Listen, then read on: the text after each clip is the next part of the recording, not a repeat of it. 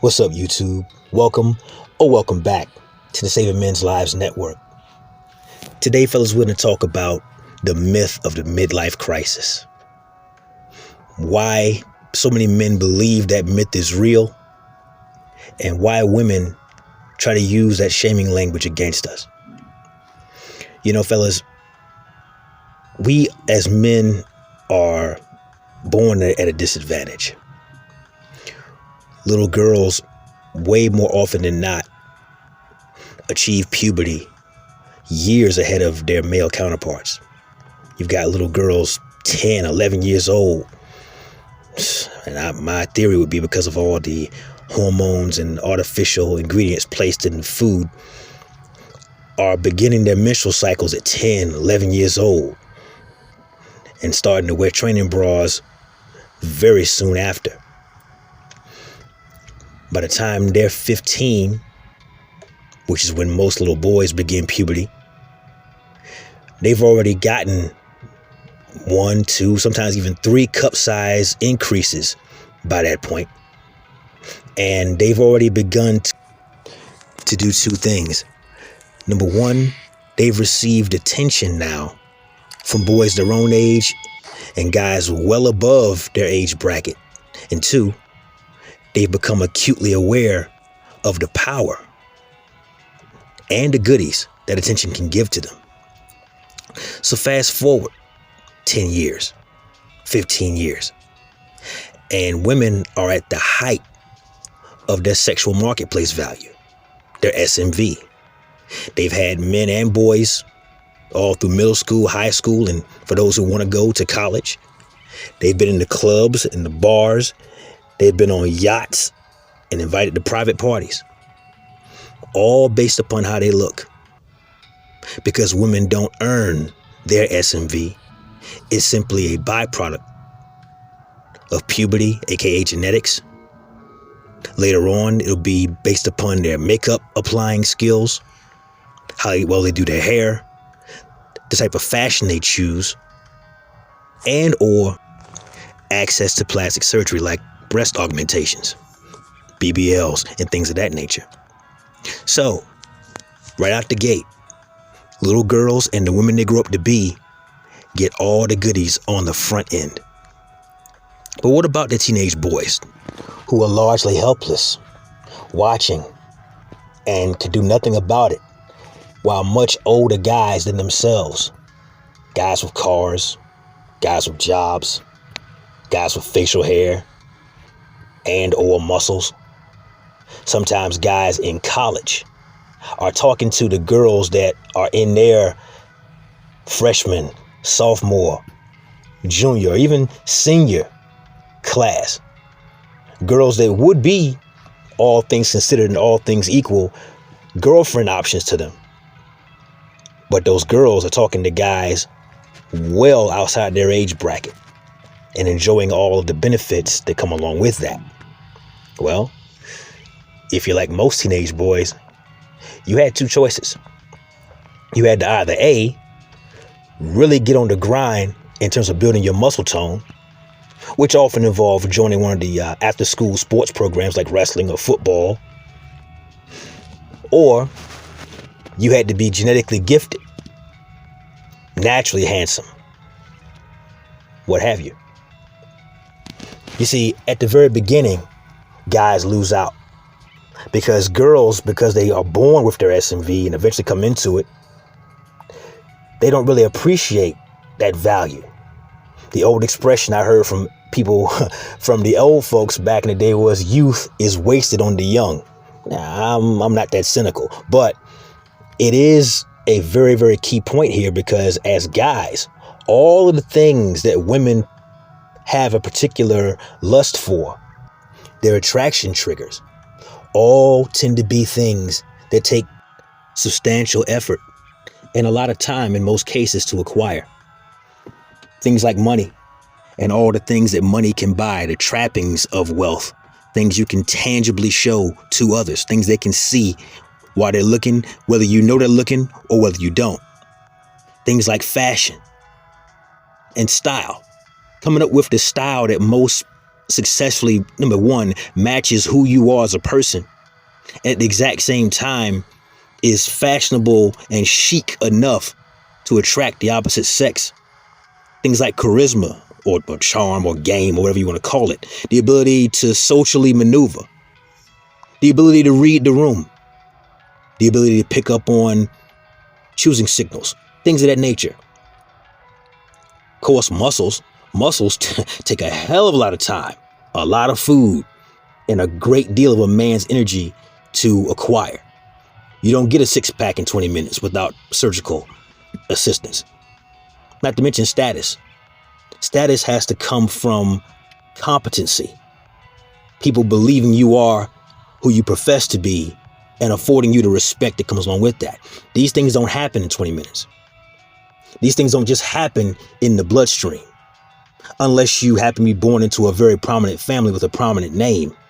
And at that point, your status is conferred upon you if you're a Kennedy or if you have a very famous parent or sibling or what have you.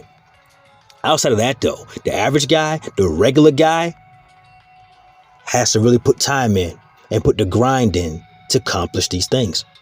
So what happens when you reach the status that comes with being a man? It often happens at age 30 plus. That's when you start coming into your own. You're out of high school, you finish college, you started your career, you're working, you put the time in, and you're starting to get some residuals from all that effort. All those chicken breasts and broccoli and brown rice you had to eat and protein shakes you had to drink while pushing out those reps in the gym. All that charisma you've had to develop after trying to get a girl's phone number, getting shot down one after the other, and then finally you figured out what actually works for you and how to get more yeses than nos. When you finally start making some real money and you start buying the things that the younger version of you always wanted, but you can now finally afford. It's at that point, women's SMV, their sexual marketplace value begins to diminish around about age 30. They become less biologically viable because about 90% of a woman's eggs that she would use to bear offspring she hasn't yet have already gone. And so now shaming language is foisted upon us men at that point in our lives. They're upset that men their age are now going for the younger, far more attractive, far more fertile women.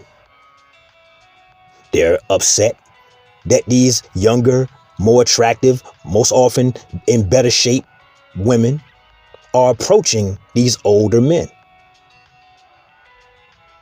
They didn't have a problem when they were the ones riding shotgun in those sports cars. Everything was cool when they were being invited out on yachts just for looking good in a two-piece bikini. Everything was cool back then. But now, as the crow's feet creep around the eyes, now as the bags form underneath those same eyes, now that the jowls are starting to form where the cheeks used to be, and every 3 or 4 hours, there's yet another 2 or 3 new gray hairs that have to be hidden by Clairol. Nice and easy. Now, all of a sudden, the men are the problem. Now, all of a sudden, as their SMV begins to decline and the pendulum swings back in the other direction, and now it's the man's uptake in SMV that's starting to happen, what happens next? How dare you take this opportunity to start buying things you've always wanted? How dare you not reject the advances of women far more attractive than me, who are half my age, and most often far better behaved and much more trainable?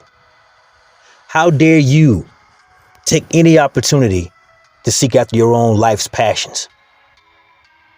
After you, especially for you guys who are married, have done all you can do, worked for decades to make sure the kids were straight, that their after-school activities were all paid for. School, sometimes private school. Hell, for you guys who have kids old enough, college tuitions. You've paid off the mortgage, or it's almost gone. You've paid off several vehicles. And now, as you're stepping into your full prime, as you are becoming the man you always knew you could be. After having put the time in and the grind in, now all of a sudden women who have not only hit the wall, but in many cases have crashed through to the other side, want to shame you for doing the inverse version of exactly what they did at age 15, age 17, age 21. That phone party in Ibiza, spring break in college.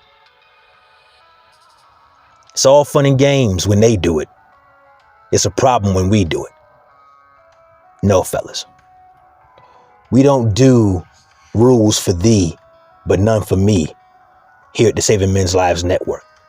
Around here, we tell guys to reach for the brass ring, and when you finally grab it, you clutch it in the palm of your hand as a triumph to a life well lived and a job well done.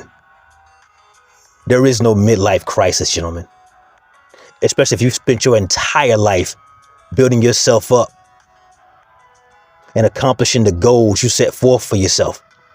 If you spent your entire life checking off bucket list items to the point where your bucket list has 2 or 3 left on it, nobody has the right to come along and tell you, provided the women you involve yourself with are of the legal age of majority and at the age of consent, nobody has the right to come along and tell you you're going through a midlife crisis simply because their best days are long behind them. Simply because they've turned into the invisible years where no man even notices them in public, where they aren't getting the matches on the social media networks version of dating, aka the dating apps that they used to. When they walk into a bar and no guy wants to pay for their things. No, fellas, this is your time. So shine. That said, that's my time. Like the video, comment down below, share with a friend and subscribe. Never let your brother suffer in silence when the truth can set him free. Networkers, we working. Till next time.